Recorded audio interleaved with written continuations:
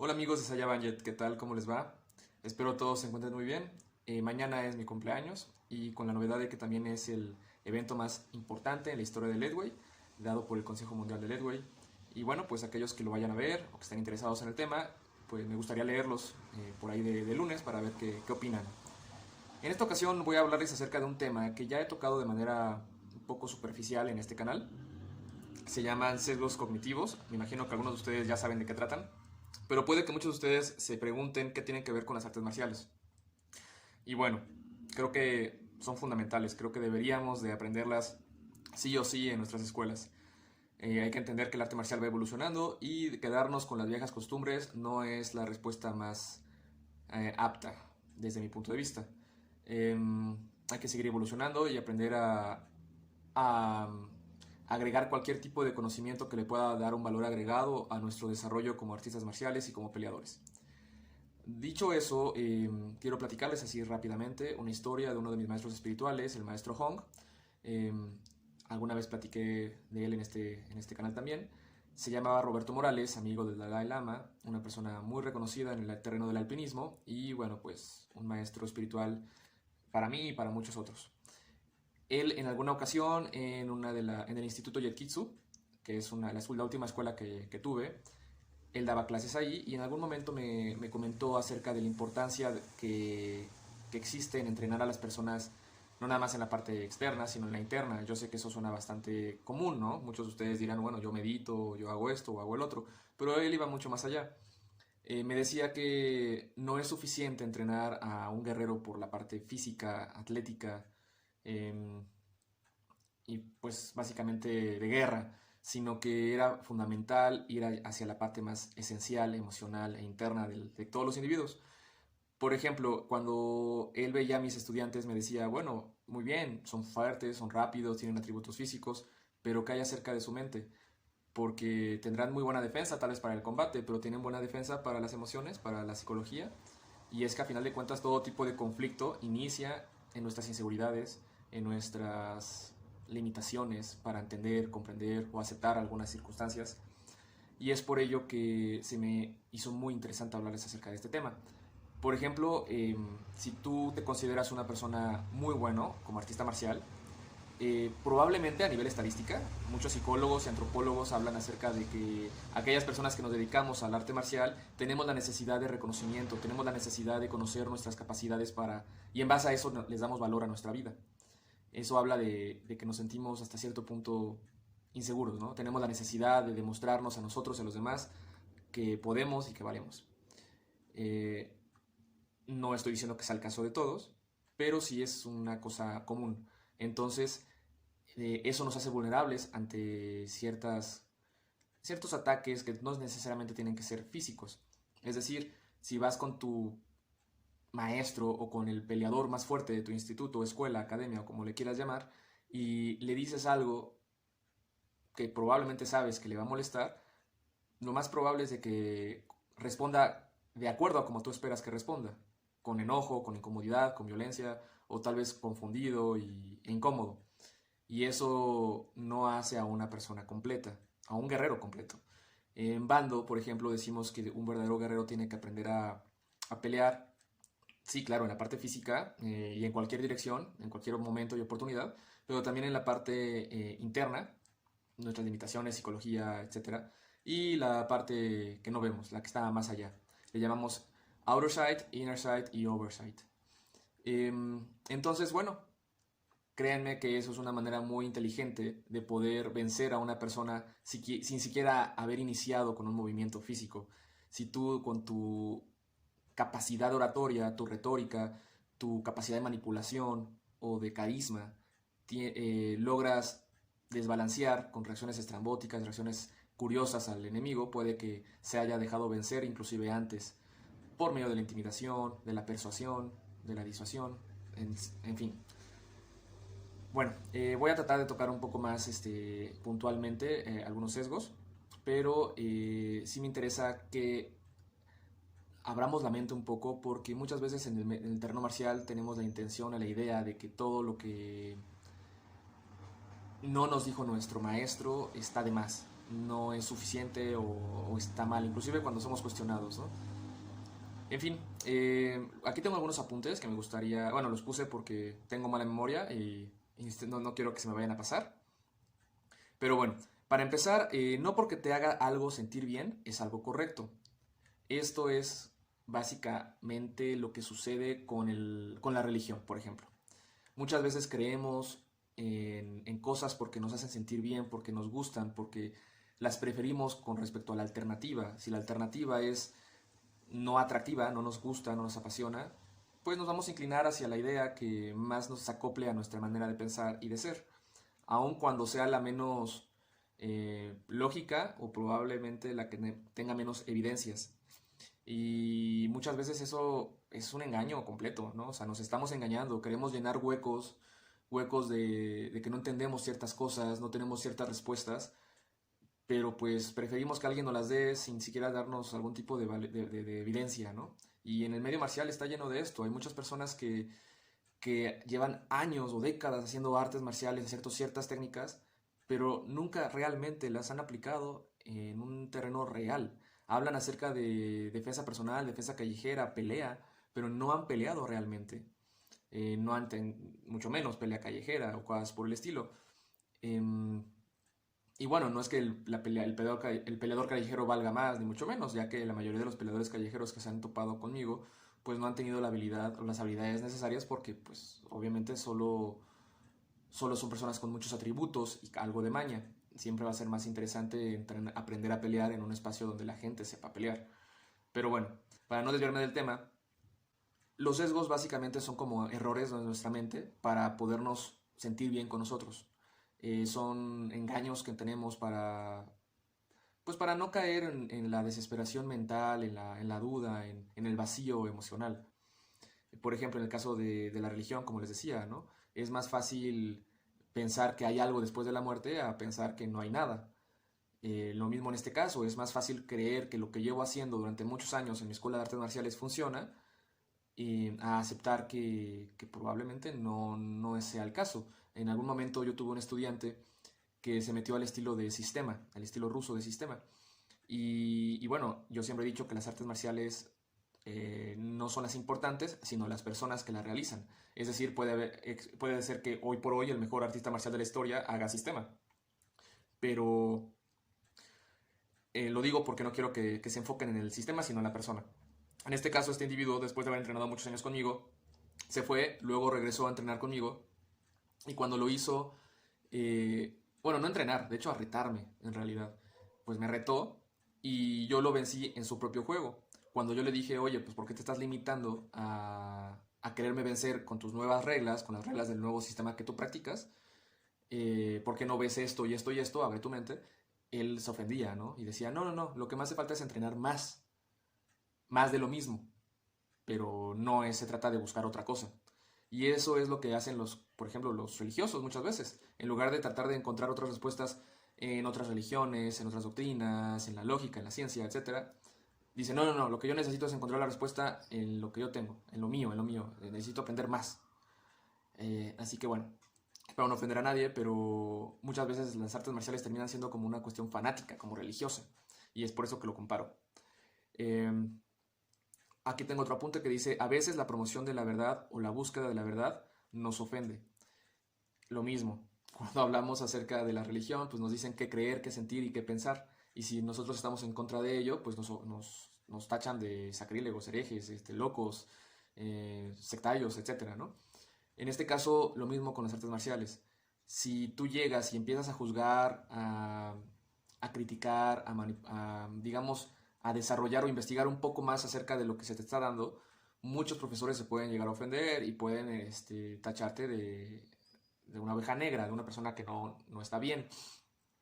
Eso antiguamente era más dado, ahorita ya no es tan común que eso suceda, porque ya los artistas marciales como que nos procuramos aprender más de lo que hay debido a la globalización y a los medios, ya tenemos acceso a mucha más información y eso nos hace más, pues nos da la capacidad de aprender más rápido y más cosas que como antiguamente se hacía.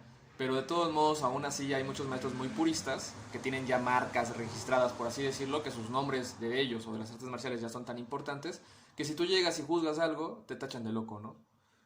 Por ejemplo, en el caso de Bruce Lee. Yo por ahí hice algún video acerca de él, claro, es una persona extraordinaria, soy fanático, definitivamente, bueno, no fanático, pero lo admiro muchísimo, pero pues es una persona, también tiene muchas cosas en las muchas áreas de oportunidad, ¿no? Y hay personas que luego me atacan, simplemente por cómo osar hablar acerca de esta gran figura, ¿no? Y creo que no está mal, creo que no está bien, mejor dicho. No hay que permitir que la promoción de la verdad o la búsqueda de la verdad nos ofenda, al contrario, la verdad lo único que nos va a ayudar es a entendernos mejor y entender mejor el medio en el que nos encontramos. Así que eso también lo provocan los sesgos. El tercer anotación que tengo aquí dice, básicamente explica que los sesgos son engaños y se dan por falta de autoconocimiento, falta de autoanálisis, de autocontemplación. No nos permite preguntarnos el por qué somos como somos, por qué hacemos lo que hacemos, por qué pensamos como pensamos. Y siempre buscamos esas respuestas en el exterior, que las personas nos los digan o que nos aprueben lo que hacemos o lo que decimos. Es muy raro encontrar a la persona que solita dice, a ver, ¿por qué dije lo que dije? ¿Por qué pensé lo que pensé? ¿Por qué sentí lo que sentí? Esas preguntas son muy, muy poco comunes. Lo mismo debe pasar en el arte marcial. Hay que preguntarnos constantemente, no hay que tener esos vacíos, esos sesgos en nuestro entrenamiento. ¿Por qué pienso que esto es lo que me corresponde o por lo que más me funciona? ¿Por qué sentí lo que sentí? ¿Por qué no logré seguir el plan que se me había planteado? ¿Por qué mi estrategia no está funcionando? No se trata nada más de entrenar más y más duro. Eso es una locura. Como por ahí yo digo en ocasiones en mis videos. Primero pelea con la cabeza y después con el corazón. No al revés. Si nada más peleas con puro corazón, te vas a desgastar y va a haber mucho contenido emocional que puede ser perjudicial para ti y hasta para tu salud. Entonces hay que pelear lo más inteligentemente posible. Hay que hacernos preguntas importantes. No nada más qué puedo hacer para llegar a ser más fuerte, sino qué puedo hacer para no no sentir tanto miedo, no sentirme tan vulnerable, para no perderme en el entrenamiento, que muchas veces se nos olvida y nuestra mente se pierde por completo. A veces ganamos combates y no nos damos cuenta ni cómo, ni por qué, ni cuándo, simplemente lo hacemos por inercia. Y eso es porque le dejamos al cuerpo que reaccione y mientras que nuestra mente está en descanso, ¿no? En fin, con todo esto quiero decir que esto es una marcialidad interna.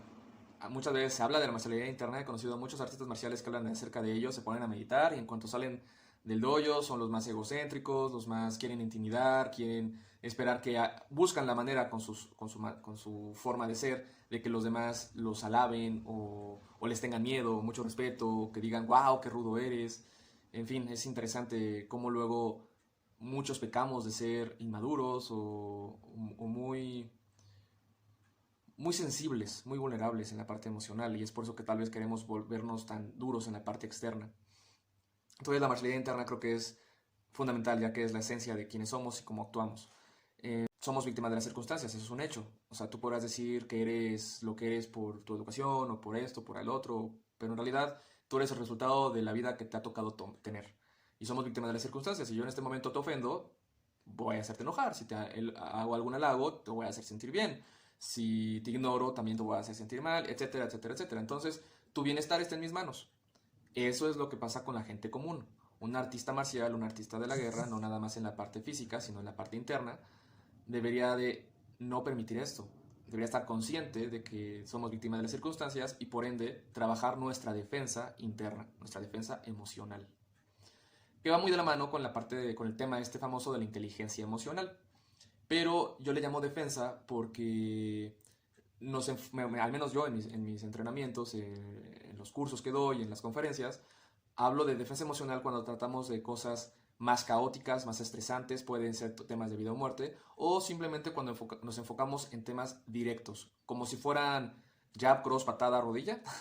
Lo mismo, puede ser una grosería, puede ser alguna actitud, algún tono de voz, alguna acción que te moleste, preguntarte por qué me está molestando, por qué tiene ese peso en mí.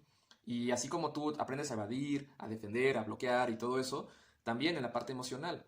Aprender a evadir, aprender a bloquear, aprender a defender, a manipular, a redirigir todos los conocimientos que se te vengan en contra, por así decirlo, ¿no?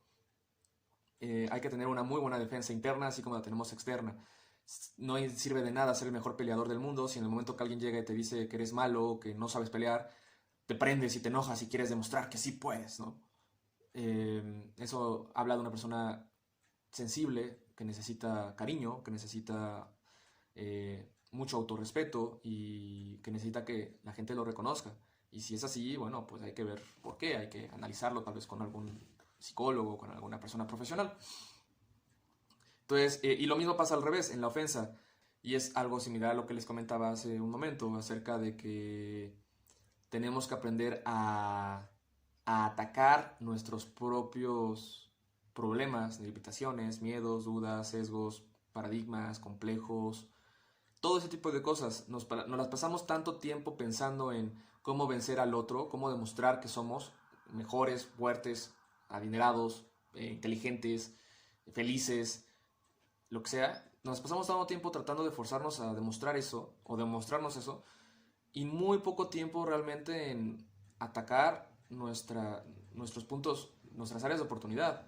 O sea, ¿por qué me da miedo esto? ¿Por qué le tengo fobia a esto? ¿Por qué esto otro? O sea, y ese tipo de razonamientos nos van a ayudar, una vez concluidos y solucionados, a crecer como seres humanos. Mucho más allá que estar buscando la derrota de la persona que está enfrente o de los demás, ¿no? Luego aquí puso otra cosa que dice: una raíz del problema es el miedo a aceptar lo que no nos parece ideal. Esa es la raíz del problema, básicamente. Siempre pues procuramos aceptarlo o pues sí nos inclinamos más hacia lo que nos gusta y nos da muchísimo miedo aceptar lo que puede que no sea de nuestro agrado, como puede ser la muerte, el sufrimiento, la soledad, no sé, la humillación y ese tipo de cosas. Y sí, creo que da más valor como artista marcial y te hace más valiente y más fuerte el aprender a viajar por ese mundo interno a simplemente tratar de estar pues venciendo a los demás, ¿no? Para que los demás digan: wow, eres bueno, wow, eres el mejor. Porque aparte todo es circunstancial, todo va a depender de bajo qué esquemas, qué reglas, qué momento, en qué era viviste, con qué personas te enfrentaste, de qué situación, o sea, en qué condiciones sucedió lo que sucedió. Entonces todo va a ser muy cuestionable y siempre va a haber como alguna postura que diga que no eres que aunque hayas logrado lo que tú te esperabas, alguien podrá decir que no, puede que no, y que puede que tenga realmente bases. Así que más allá de estar buscando en el exterior la respuesta, búsquenla en el interior, en el crecimiento interno. Suena muy romántico, muy a lo que dicen en las películas, pero creo que es así desde mi punto de vista. Entonces, si quieren tomar clases de defensa emocional o todo ese tipo de temas, háganmelo saber en los comentarios. También doy pláticas y seminarios acerca de eso. Y como también pasa en el arte marcial, no porque hagas artes marciales significa que eres una persona invencible, que no te van a poder guamear. Lo mismo en la defensa emocional. No porque tú sepas defensa emocional significa que no te puedes enojar o que no vas a estar estresado o frustrado ante ciertas acciones o actitudes de los demás. Claro, también seguimos siendo humanos, ¿no? Pero la idea de que lo entrenemos pues nos va a alejar un poco más de, de esas reacciones tan comunes como la mayoría de las personas. Otra anotación que tengo aquí dice: las tradiciones, costumbres y hábitos nos generan sesgos, ya que nos dan respuestas, evitan la investigación o que investiguemos, y dichas respuestas se vuelven pilares de nuestra forma de vida sin darnos cuenta. Lo mismo con la religión, por ejemplo. Nos dice todo, nos dice qué pensar, qué sentir, qué sucedió antes y por qué sucedió, qué va a suceder en un futuro y por qué va a suceder, sin ningún tipo de realmente sustento lógico o de evidencia. Entonces, lo mismo pasa en las artes marciales, repito, las tradiciones. Las personas luego hablan de artes marciales tradicionales como si fuera lo mejor, lo máximo, lo superior. Y no es que esté del lado de las artes marciales modernas, porque también tienen sus puntos negativos. De todo se puede aprender. El problema está cuando las queremos como poner en contra. No tiene lógica. Toda tu educación, tus costumbres y tus hábitos hacen que tengas una forma de ser X, un carácter, una personalidad X definida. Y el problema está en cuando tú permites que esa personalidad, esas características que tienes y sobre todo esas tradiciones no evolucionen. Lo único seguro en este mundo es el cambio y pues hay que seguir cambiando. Y las artes marciales que no cambian están destinadas a perderse. En este caso es la misma cosa para que no tengas sesgos, o evites tener tantos sesgos, porque todos los tenemos, todos. Trata de permitirte el aprendizaje diario, todo el tiempo. Permite aceptar que eres derrotable, permite aceptar que puedes estar equivocado, aun cuando tengas la certeza de que ya tienes la respuesta. No, error, puede que alguien llegue y te diga no, estás equivocado, o tal vez estabas en lo correcto, pero te faltaba un poco más de información, o tal vez lo veías desde otro punto de vista. Entonces hay que permitir siempre el aprendizaje. Las tradiciones solamente nos sirven para ver cómo pensábamos y cómo éramos como puntos de referencia. Lo mismo con la educación. No tienes lógica que yo espere que los demás actúen conmigo, que es un sesgo que luego yo llego a tener. Por ejemplo, yo tengo cierta educación, cierta manera de ser, y luego no comprendo cómo las demás personas no siguen esos mismos parámetros que a mí me enseñaron cuando era más niño, ¿no? Entonces me frustra cuando la gente no respeta eso y digo, es que si yo no lo hago, ¿por qué esa persona me lo hace? Pero pues tuvimos diferentes educaciones, no lo puedo juzgar, ya no lo debo juzgar. Yo no sé qué tipo de vida haya llevado. Entonces, lo único que me corresponde es adaptarme y continuar, evadir ese tipo de broncas y seguir caminando. Luego, el otro apunte que tengo aquí dice, en el combate como en el debate, debes estar dispuesto a perder y solo así estarás abierto a aprender. Básicamente lo que acabo de mencionar. El debate en sí es un combate, pero es un combate verbal y emocional, ya que en el debate si te enojas, pierdes. Es muy importante en el debate tener una buena cantidad de información bien sustentada, tener una buena agilidad mental, responder de manera eficiente y rápida, responsable sobre todo, que responsabilidad significa dar una respuesta con habilidad. Y bueno, pues por más en un debate, aun cuando tú tengas más bases y más información o estés en más o tengas más la verdad que el otro, aún así si te enojas y no sabes reaccionar, vas a perder el debate. Lo mismo en el arte marcial. Si yo entrené con los mejores artistas marciales, con los mejores peleadores, tengo más información, más atributos físicos que tú, pero tú lograste en hacerme enojar o lograste hacerme dudar de mí o lo que sea, pues voy a perder. No, o sea, no porque tengas ciertas características significa que ya eres invulnerable. Eso no existe. Y no se escuden en que yo entrené con este profesor o en esta escuela o yo sé esta información, como si eso te fuera a hacer mejor artista marcial. No es cierto. Lo importante es la aplicación del conocimiento mental. O sea, tienes que llevarlo al terreno empírico, al terreno de la experimentación, para que realmente tenga cierto valor. Y no una o dos veces, sino de manera constante. Tienes que practicar, practicar y practicar. Y no porque lo hayas practicado 1000 veces significa que nunca te vas a equivocar. ¿Cuántas veces nos hemos resbalado o caído y llevamos décadas aprendiendo a caminar? O sea, decimos que sabemos caminar, pero aún así a veces nos caemos. La respiración, respiramos desde el momento en que nacimos, pero hay veces que nos hiperventilamos, hay veces que nos enfermamos por no respirar correctamente, y se nos olvida. Entonces, si a veces nos fallamos en caminar y respirar, pues imagínense cómo podemos llegar a fallar también en dar golpes y patadas.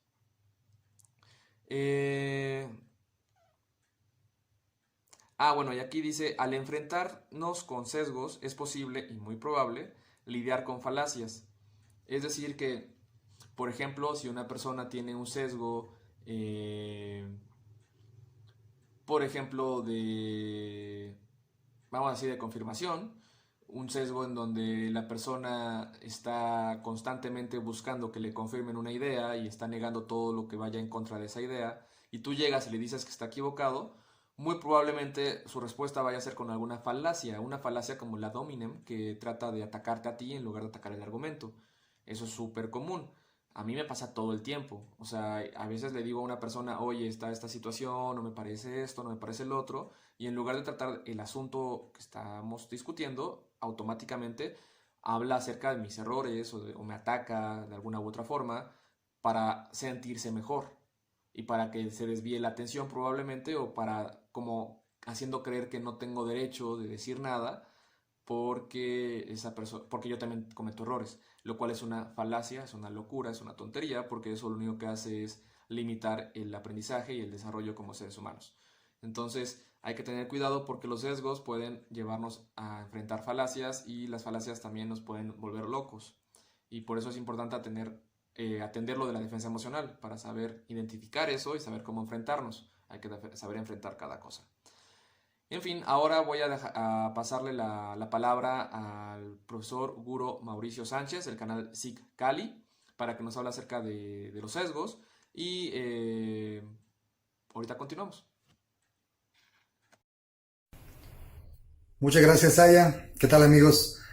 Continuando con el tema de los sesgos, me gustaría hacer un poquito de preámbulo a lo que ya dijo Saya sobre algunos de los sesgos fundamentales, para hablar un poco de la cuestión del origen de las emociones y por qué la gente hace lo que hace. Es decir, vamos a hablar de una cosa que es el dominio de tus emociones y una teoría que es la teoría de la irracionalidad. ¿Qué pasa con esto?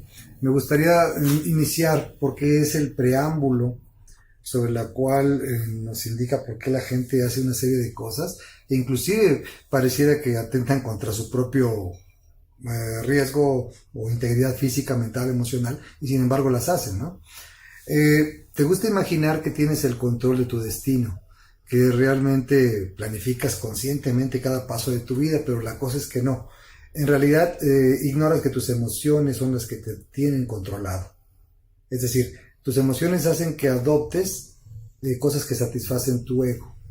Las emociones hacen que también tú veas lo que quieres ver, lo que tu estado de ánimo desea ver, porque no quieres ver lastimado tu ego.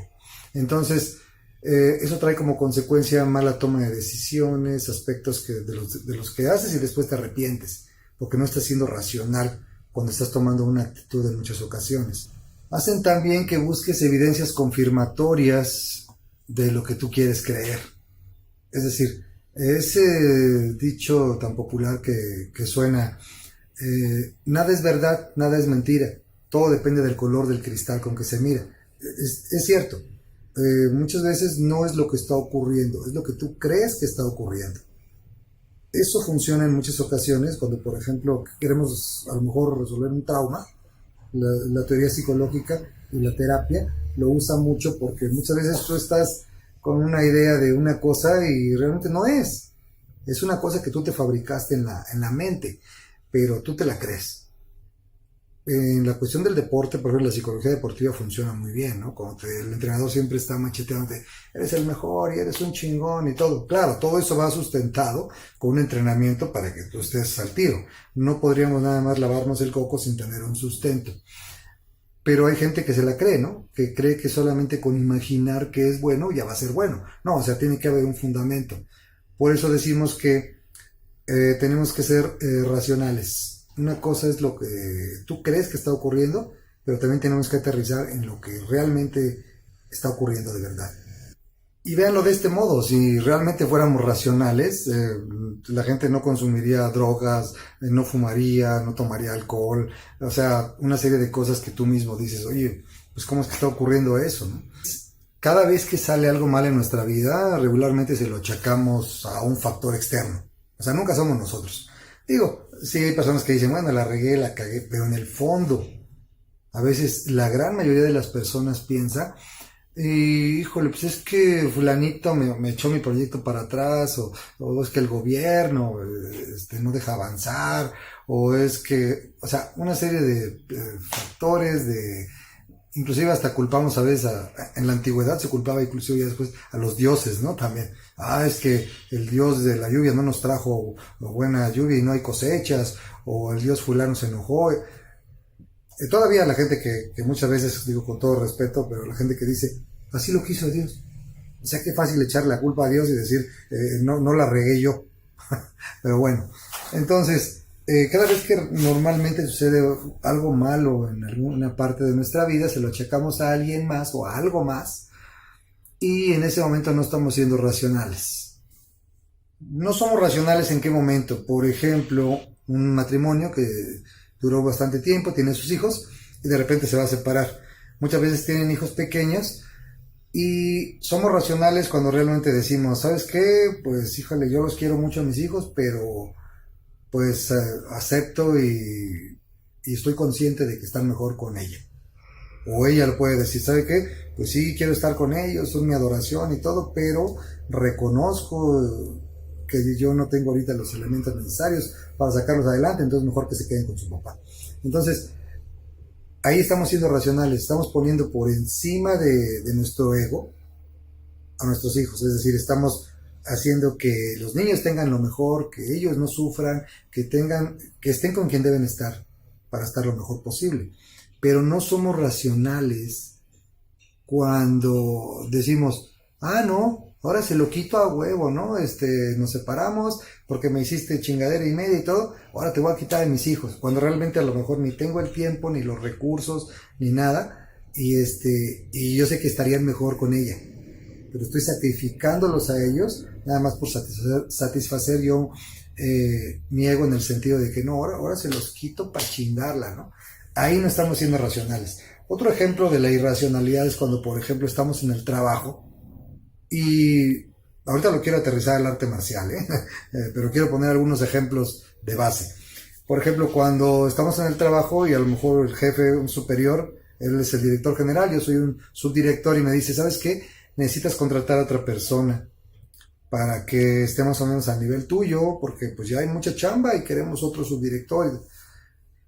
O alguien que esté ligeramente más abajo que tú, que esté abajo de ti para que te ayude, ¿no?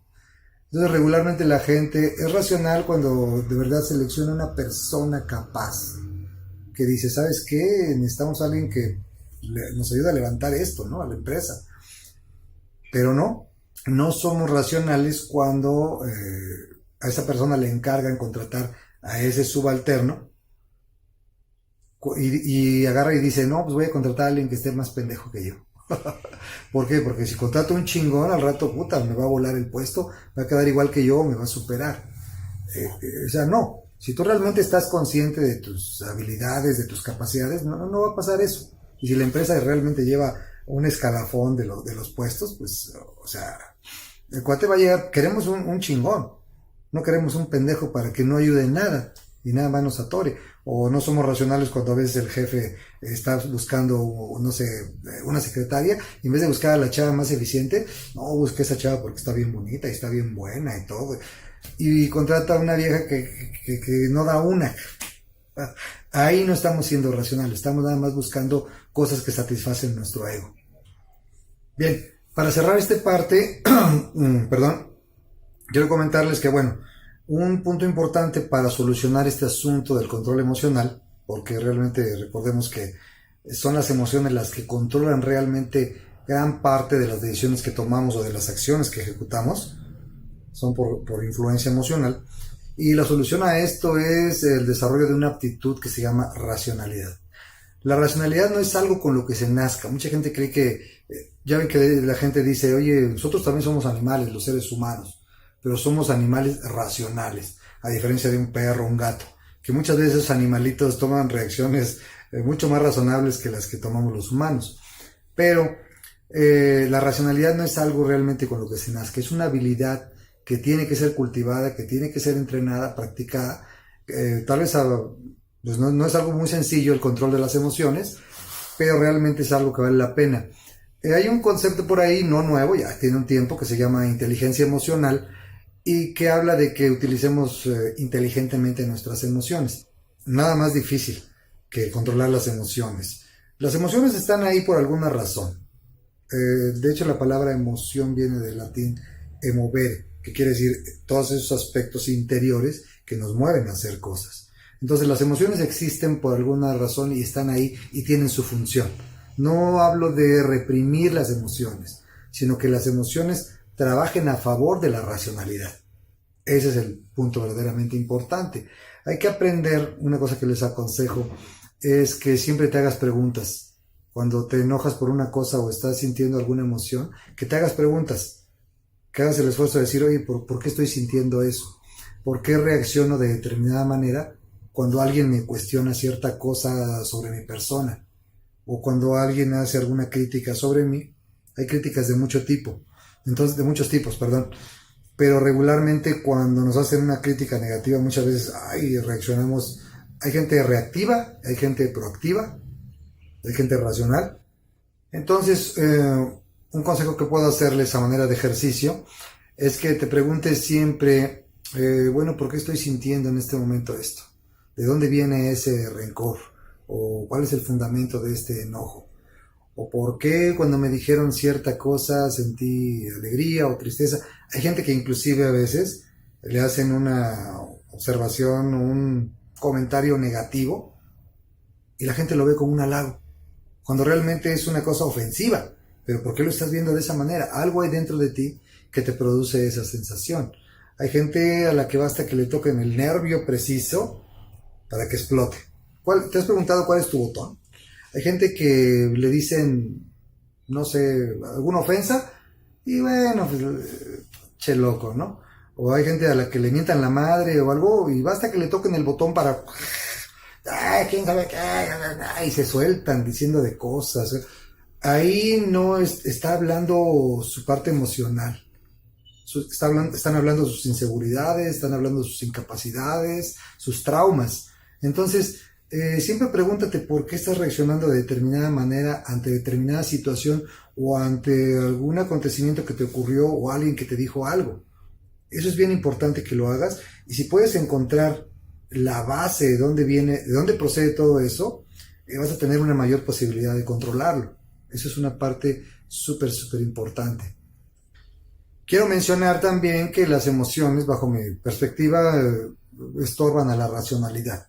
No estoy diciendo que no sirvan, sirven y mucho, por algo la naturaleza las puso, pero muchas veces nosotros no somos racionales, luchamos en contra de eso. Entonces, para la racionalidad, si no tienes un buen control emocional, pues realmente no estás viendo conscientemente la vida. Y pues existen dos emociones básicas, no me quiero meter mucho en la descripción de cada una de ellas, pero dos fundamentales son la cuestión de sentir placer y de sentir dolor. El dolor y el placer son dos sensaciones que tenemos que regularmente se mantienen durante todo el largo de nuestra vida. Entonces, de ahí parte el fundamento de los sesgos, en esa cuestión de que la gente evita sentir dolor y lo que quiere es sentir placer. Entonces voy a empezar hablando del primer sesgo, que es el sesgo de confirmación.